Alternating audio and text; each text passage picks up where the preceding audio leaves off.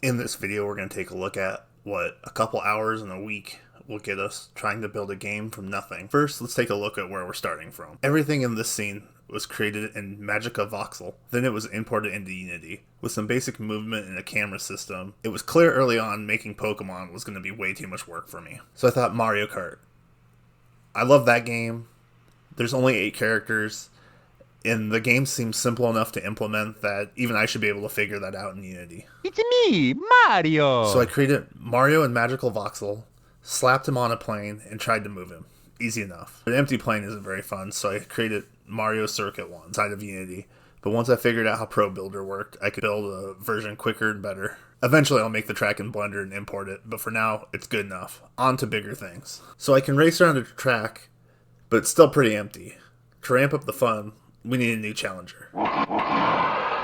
Now we're talking. I spent a good bit of time here trying to improve my model.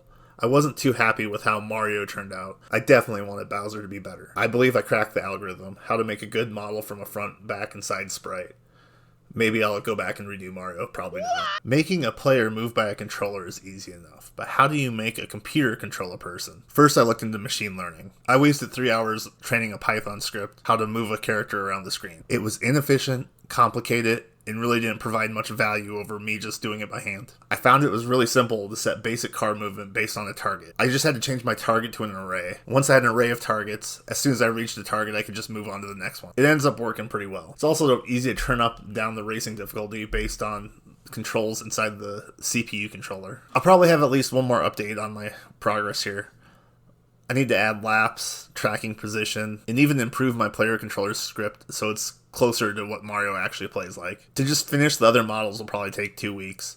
Luigi I can just recolor, but everything else is probably 3 hours apiece. I also really want to make the track in Blender because I think I can get rid of the shine that's everywhere on this basic model that I built. Check out the description where I'll have some links to some of the references I used to build this.